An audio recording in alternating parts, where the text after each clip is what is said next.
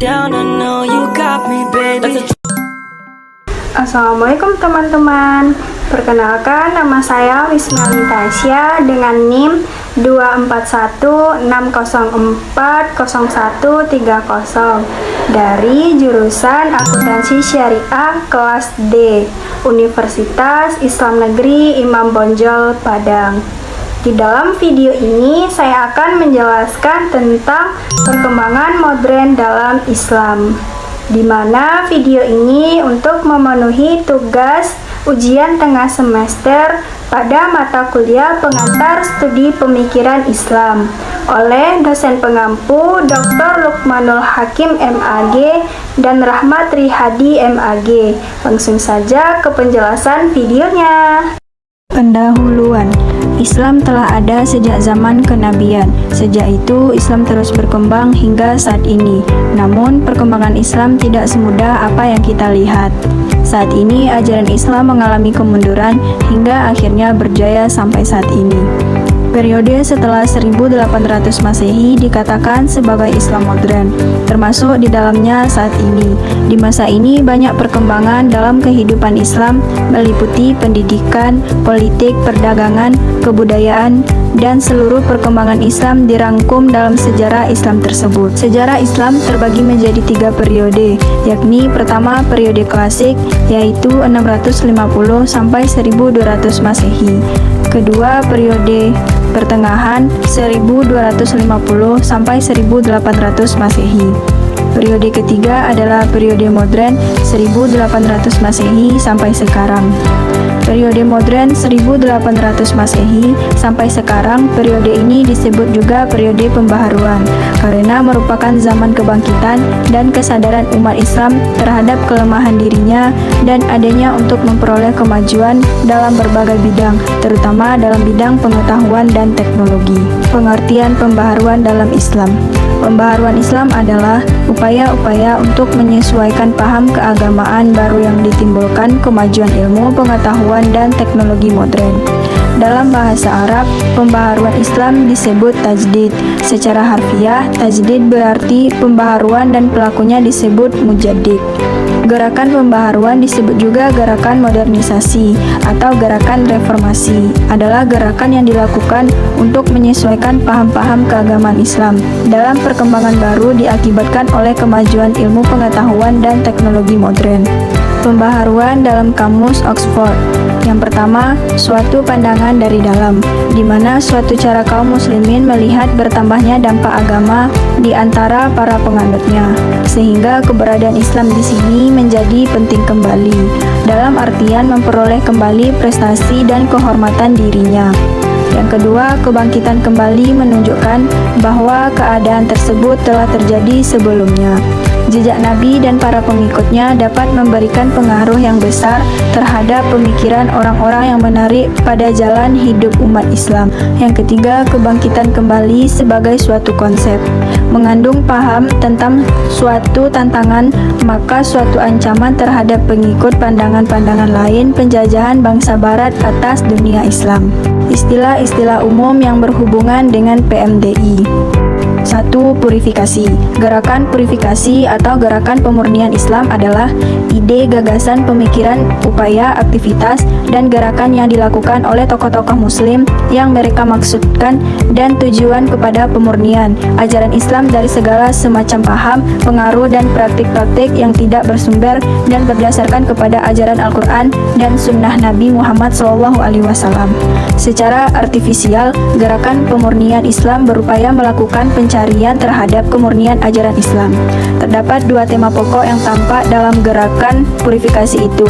Pertama, sumber ajaran Islam, Al-Quran dan Sunnah, menjadi objek garapan yang sangat penting untuk dikembalikan sebagai rujukan utama dalam kehidupan beragama. Ini berarti bahwa kehidupan beragama semakin dekat menuju ke arah estabilisasi Islam. daripada populer Islam. Kedua, semangat kebebasan individual untuk memanfaatkan akal pikiran dengan segala konsekuensinya menjadi semakin tinggi. Hal ini mutlak diperlukan bagi usaha dinamisasi ajaran Islam. Dalam perkembangannya, purifikasi ini tidak hanya ditujukan untuk menghilangkan tahayul, bid'ah, dan khurafat. Upaya purifikasi dalam perkembangan Islam kontemporer terkait dengan berbagai wacana global seperti terorisme, moderatisme, Islamic local knowledge, dan gerakan fundamentalisme radikal. 2. Westernisasi. Westernisasi adalah salah satu program yang dirancang oleh bangsa Barat dengan tujuan mengakomodir semua pola kehidupan masyarakat agar diiringi untuk mengikuti budaya dan kebiasaan bangsa Barat. Gerakan ini juga berupaya menjadikan seluruh umat Muslim mengikuti paradigma dan gaya Barat, baik itu dalam aspek politik, sains, dan religiulitas. Westernisasi atau kebarat-baratan atau taklid adalah salah satu strategi Barat untuk memadamkan geliat syiar Islam itu, sebuah gerakan yang berupaya menjadikan seluruh umat dunia mengikuti pola pikir dan pola sikap Barat. Westernisasi ini mempunyai jangkauan yang teramat luas, meliputi keyakinan, politik, ekonomi, sosial, budaya, hingga teknologi. Ada hadrahah dan juga ada madaniyah. Hal ini juga sempat disinggung Syekh Taqiyuddin dan An-Nabhani dalam Nizam al-Islam. Gerakan westernisasi di dunia Islam memiliki tujuan mendasar, yakni melakukan upaya pengubahan terhadap seluruh ajaran Islam, memisahkan umat Islam dari jati dirinya, berusaha melontarkan keraguan terhadap agama, menguburkan sejarah kejayaannya, mengeliminasi pemikiran, bahasa, busana, makanan, gaya hidup, dan keyakinan secara menyeluruh. 3. Modernisasi. Modernisme Islam adalah sebuah pergerakan yang mencoba merukunkan agama Islam dengan nilai-nilai modern dari Barat seperti nasionalisme, demokrasi, hak-hak sipil, rasionalitas, kesetaraan, dan perjuangan sosial. Gerakan ini dapat berupa peninjauan secara kritis terhadap konsep-konsep lama dan metode-metode fikih, serta penggunaan pendekatan tafsir yang baru. Modernisasi dianggap sebagai produk Barat. Kaum Muslim memandang dengan mengikuti peradaban di Barat akan menimbulkan sekularisasi atau yang menyampingkan agamanya. Modernisasi di Barat memang memiliki keunggulan-keunggulan di bidang pengetahuan dan teknologi, tapi tidak semua konsep modernisasi Barat tersebut dapat diterima dan diserap seluruhnya oleh kaum muslimin. Tetapi modernisasi itu tetap dapat kita sesuaikan dengan pemikiran dan ajaran-ajaran Islam. Konsep modernitas di Barat pun tidak sepenuh baik. Barat pun seakan-akan melakukan imperialisme budaya terhadap budaya masyarakat lainnya. Menurut keyakinan mereka, bahwa yang tidak mengikuti peradaban di Barat merupakan masyarakat yang terbelakang. Kaum muslimin sendiri lebih suka untuk menyebut prinsip-prinsip modern yang masuk sebagai pembaharuan Islam dibandingkan dengan modernisasi Islam. 4. Tradisionalisasi. Tradisional merupakan salah satu karakter atau corak pemikiran yang ada dalam sejarah Islam. Corak pemikiran tradisionalisme dalam sejarah Islam telah menempatkan diri sebagai karakter mayoritas umat Islam. Namun dalam perkembangannya, tradisionalisme telah mengalami perubahan, walau tidak terlalu kritis. Masyarakat Indonesia pada umumnya didominasi oleh corak berpikir tradisional. Organisasi seperti NU, Parti, dan Al-Wasliyah merupakan bukti bahwa mayoritas masyarakat Indonesia menganut paham tradisional. Tradisional bukanlah berarti terbelakang, tapi merupakan sebuah pola berpikir yang memiliki karakter tersendiri. Islam tradisional sebenarnya adalah suatu ajaran yang berpegang pada Al-Quran, Sunnah Nabi, yang diikuti oleh para sahabat dan secara keyakinan telah dipraktikkan oleh komunitas Muslim, Ahlu Al-Sunnah wal Jamaah, memegang dan mengembangkan ajaran fikih skolastik mazhab 4. Syahid Al-Nas mencatat salah satu kriteria pola keagamaan tradisional adalah digunakannya konsep silsilah, mata rantai kehidupan dan pemikiran dalam dunia kaum tradisional untuk sampai pada sumber ajaran. Dalam bahasa Fazlur Rahman, kelompok tradisional adalah mereka yang cenderung memahami syariah sebagaimana yang telah dipraktikkan oleh ulama terdahulu. Latar belakang munculnya Islam modern.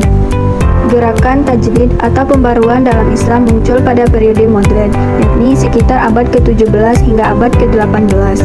Yang terinspirasi dari Ibnu Taimiyah adalah ulama dan filsuf dari Turki yang dikenal sebagai sosok yang sangat teguh pendiriannya, terutama pada syariat Islam. Penyebab munculnya gerakan ini berasal dari faktor internal umat Islam yang waktu itu mulai dirusak oleh paham syirik dan bid'ah. Gerakan pembaruan Islam adalah suatu upaya untuk menyesuaikan kontekstualisasi ajaran Islam dengan perkembangan baru yang ditimbulkan oleh kemajuan ilmu pengetahuan dan teknologi modern.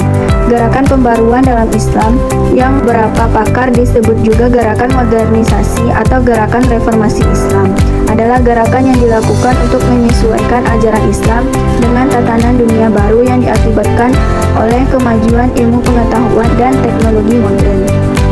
Dengan pembaruan itu, para pemimpin Islam berharap agar umat Islam terbebas dari ketertinggalan, bahkan dapat mencapai kemajuan yang setara dengan bangsa-bangsa lain di dunia.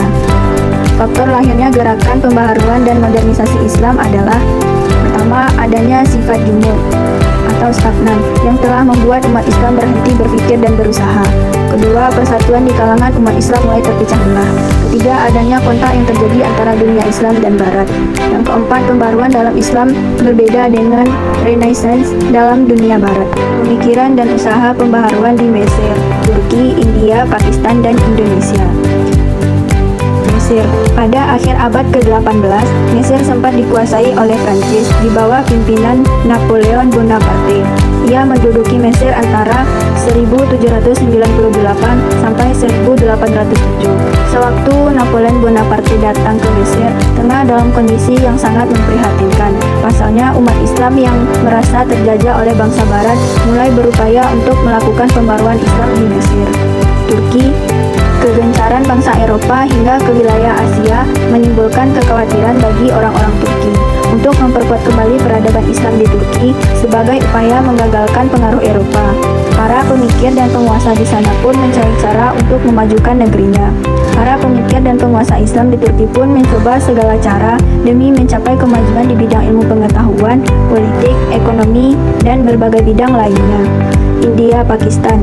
Pembaharuan pemikiran Islam di India terbagi menjadi dua periode, yakni gerakan Mujahidin dan periode gerakan Aligarh. Sebenarnya gerakan Aligarh ini merupakan gerakan yang dilakukan oleh para murid Syed Ahmad bin Khan, jadi pemikiran yang mereka perjuangkan tidak jauh berbeda dengan gerakan Mujahidin. Indonesia. Pada awal abad ke-20, ide-ide pembaruan terlihat telah turut mewarnai arus pemikiran dan gerakan Islam di Indonesia. Menilai latar belakang kehidupan sebagian, tokoh-tokohnya sangat mungkin diasumsikan bahwa perkembangan baru Islam di Indonesia sedikit banyak dipengaruhi oleh ide-ide yang berasal dari luar Indonesia, seperti misalnya Ahmad Dahlan, yaitu Muhammadiyah, Ki Haji Hashim Asy'ari, Nahdlatul Ulama, Ahmad Surkati, Al-Irsyad, Zamzam, Persis.